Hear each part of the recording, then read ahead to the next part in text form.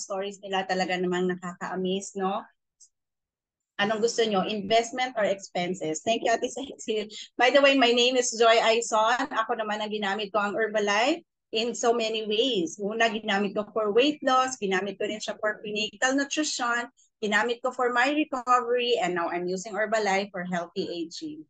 So ang goal ko is, when I reach 60 years old, wala akong mini-maintain or tinitake na any medications at walang mga aray-aray. Ang background ko, I work in a manufacturing company.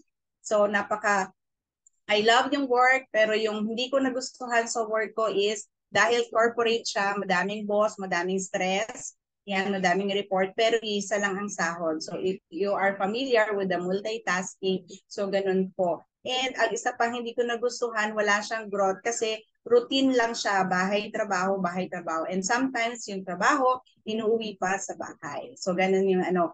Now, ang maganda pa dito yung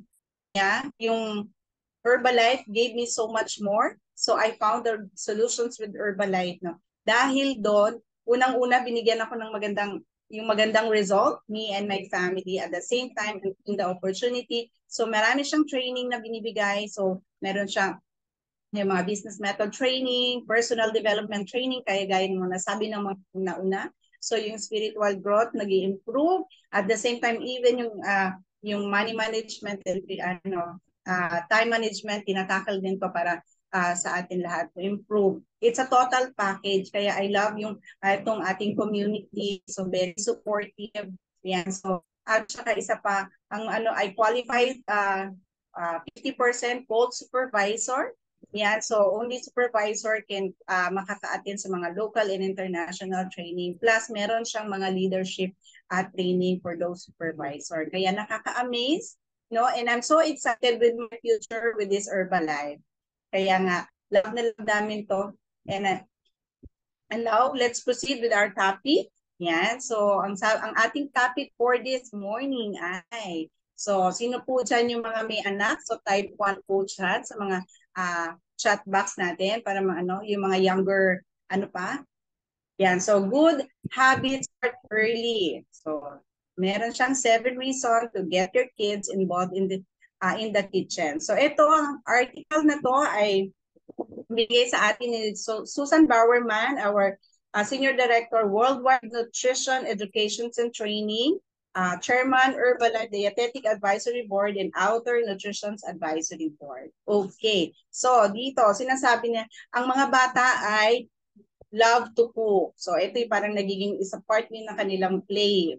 Diba? Nagiging siya. Pero, bibigyan natin sila ng chance na makasama natin sa kitchens. Napakalaking benefit po ito sa kanila as a good start. Now, cooking is creative. Yan. So, messy, yes. Pero very fun. No? So, dito sa pag-involve natin sa mga, yung mga senses nila gumagana, nade-develop sense of taste, sense of touch, mga ganyan siya. Diba?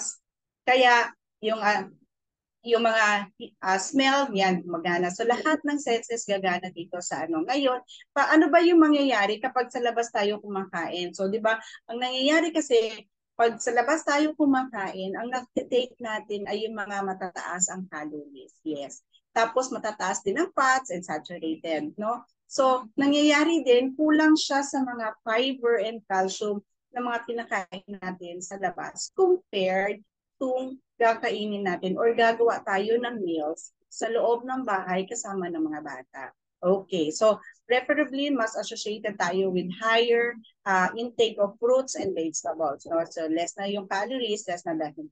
Kaya encourage natin or i-involve talaga natin yung mga bata sa loob ng kitchen para mas ma-establish yung mga new habit nila. So now, pag-usapan natin ano ba yung mga benefits of cooking with kids. Okay, number 1. Okay, next is, yan, sabi doon ay developing an appreciation for healthy foods. Okay, so ayan. So as a parent, tayo ay nagiging role model sa kanila. Kung paano tayo pumili ng pagkain, ng pag-prepare ng food, nakikita nila yon. So, along the way, kung ano yung na-practice natin, yun din yung makakasanayan nila. Diba? Kaya magiging wise tayo sa pagpili ng mga food choices para in the long run, yun din yung magiging practice nila at may transfer nila sa next generations. And then, napakaganda din yan kasi ma-appreciate nila yung healthy food kung puro mga healthy ang mga nakikita nila sa atin. Okay, next is encourage kids to try new food. Okay, so yan po, di ba? Kids love to eat.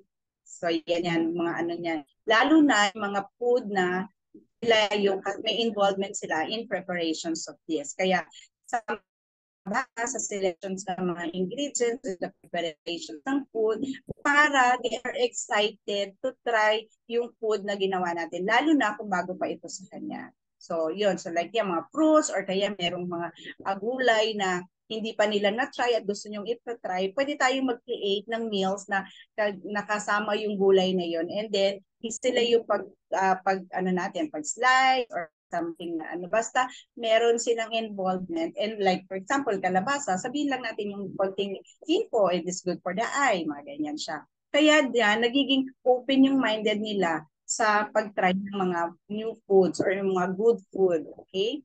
So, next is that. Yan. So, iano natin sila, boosting their self-esteem. So, yung mga bata, pag naano yan, nagkakaroon yan ng pride, derive a sense of pride and independence when they cook, no? So, kaya, sabi nga din ulit, ni Susan Bowerman, so, iano natin kahit simpleng recipe lang, basta sila po yung gumawa, yan. So, na-excite sila, nabuboost yung self-esteem nila, and then they can, ano ba sasabi nila sa sarili na, I made it or I did it. And then we as a parent, we applaud them. Pwede natin silang yung ano, sabi niya, you done great or your job well done. So para next time na mag-try sila, diba, hindi sila yung parang magda-doubt na wala silang tiwala sa sarili nila. Alright. So, ayun po. And next, number 4, yan, topic on yan, Sai. So, ito naman, yung mga bata may usual na nakasanayan na, di ba? Dito naman, kaanahin natin sila, i-encourage nila na mas creative sila in preparing.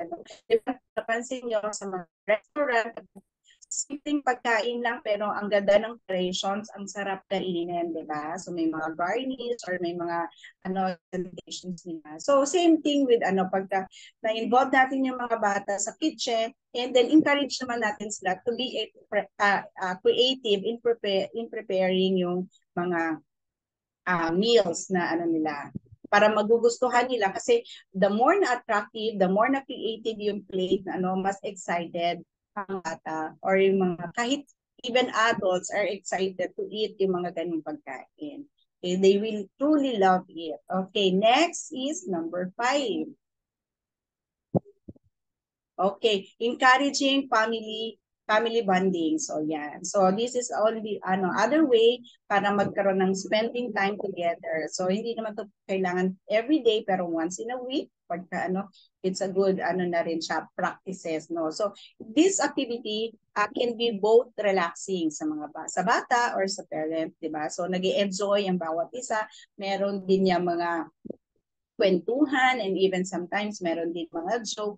So talagang sa saya ng ambience, no, nag-enjoy lahat. Hindi nila nararamdaman ng hirap or even yung init dun sa ganyan. At the same time, pwede mo din sila, tuturuan niyo, di ba? So pwede siya mag-slice or ikaw, this is how we do it, or ikaw naman, you'll try it, di ba? So ang ganda ng bonding, nagtutulungan talaga and there's a unity. Ang pinakamaganda sa pamilya po nasisimula ang magandang foundation. So with this practices, talagang pagka lumaki na siya, talagang baong-baon niya yung memories na yan. So yun din ang ita-transfer niya sa kanilang, sa next generations. Okay? Kaya, mas maganda magsimula niyan. Okay, number 6. Okay.